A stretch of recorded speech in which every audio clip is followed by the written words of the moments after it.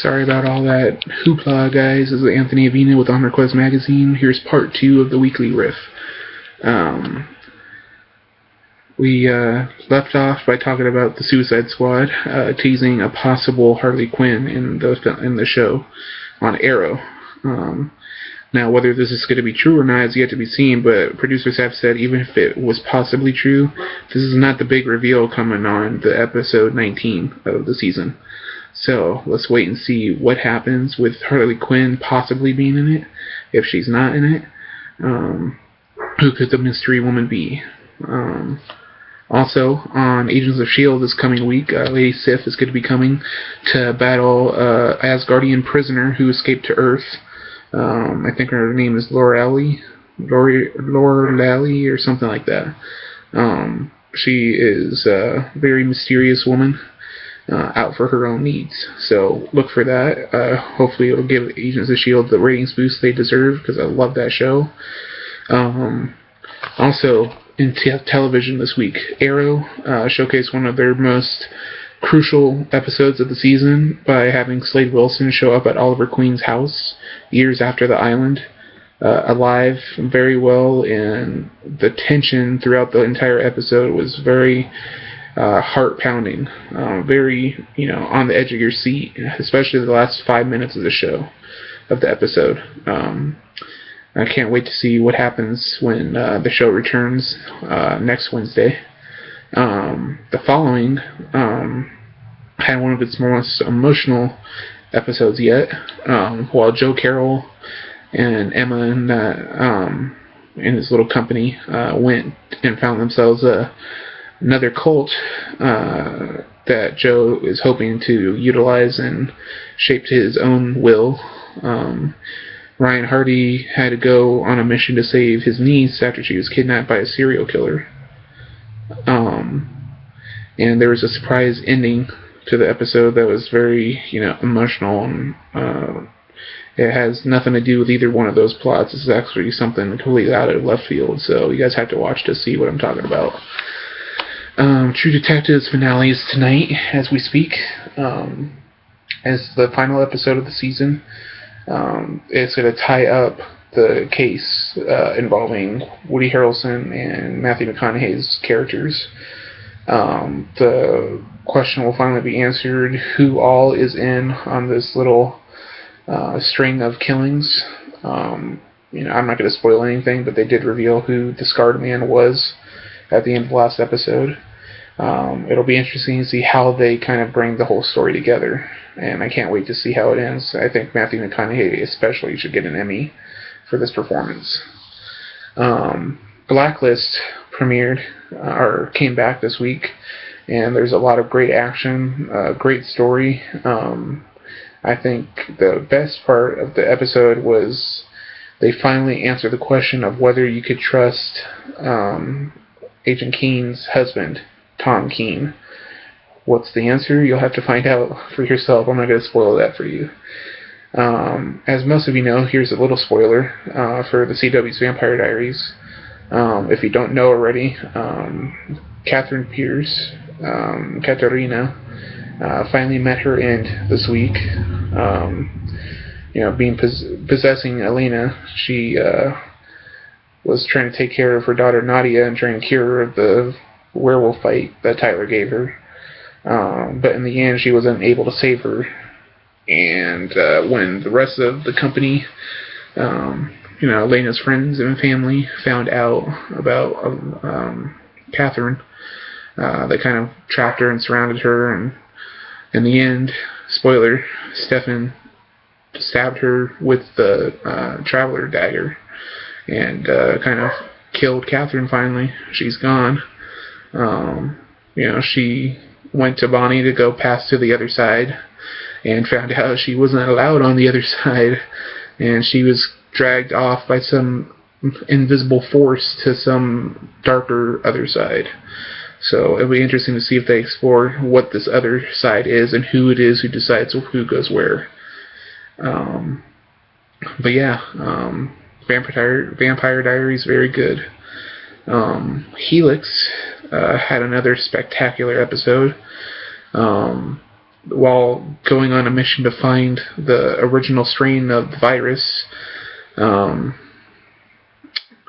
the whole group was faced with another, what's her name? Illyria Corporation lackey gunning for them. They found an outpost where someone had been chained in the basement for 29 years. It was very gruesome stuff. The relationship between Tahaki and his recently revealed daughter is very emotional. You see the pain in his face, but he's done some pretty gnarly things. So, very good show. I hope it gets a second season. It's great. Grimm had a great episode with Hank and Nick investigating this nasty Philippine vessel that sucks the amniotic fluid out of pregnant women's stomachs in the hopes of gaining the life and youth of the child inside. It's pretty gross. It was a great story. Explored some of the lesser known characters' backstories, and overall great episode. And finally, the Tomorrow People showcased a very interesting episode, showcasing John and Kara's on again, off again romance / rivalry. It was very interesting to see that. One of the bad guys that tried to kill Kara years ago, another Tomorrow person, that I think his name is Adrian. Yeah, the guy from a few weeks ago, a few episodes ago, that had trained Kara to survive when she first came to New York. He went to Ultra and agreed to work for them if they helped him kill her for his revenge plot. So that's what the Tomorrow People dealt with, and you have to see how it ended on your own. And that'll do some great episodes this week on television. In gaming news, the big news this week was that Batman Arkham Knight, the game, was announced. This is the third and final game in the Arkham series. It looks like the game's going to revolve around Batman's villains, his rogues gallery, all coming together in one final battle to kill Batman, led by Scarecrow, supposedly. I think it's going to be Scarecrow. The Scarecrow is going to have Two-Face, Penguin, and Harley Quinn all working together to take Batman down and to kind of set loose this anarchy in Gotham City. While Batman's facing him and his army, it looks like there might be a new villain introduced called the Arkham Knight. It looks a lot like Batman's got militaristic armor and stuff on. Very much in the same shape of Batman, but he has an A for Arkham on his chest. And no, this is supposedly a new character, a brand new character just for the game. Whether the character will end up being someone else underneath that we already know has yet to be seen. Of course, the Joker, although he died in the second game, Arkham City, the entire series thus far has shown that the Joker has always been the mastermind behind the plot. So even though he's dead, is there a way, because this is Batman, this is the Arkham games, not the Dark Knight movies, is there a way the Joker could come back from the dead or have some sort of insurance policy in his death to get Batman? It's yet to be seen. But the game comes out later this year, and we here at On Request Magazine are excited to see what is going to happen. And finally, if you would like to see more gaming news, head over to the website onrequestmagazine.com. There you can check out the latest in Nintendo news, gaming news, television reviews, movie reviews, all that stuff. You can see interviews with artists, you can see our podcasts, photos, all that stuff. So come check it out on the website. And that'll do it here for Honor Quest Magazine. Thank you guys for watching. Sorry about the interruption, the whole two-part thing.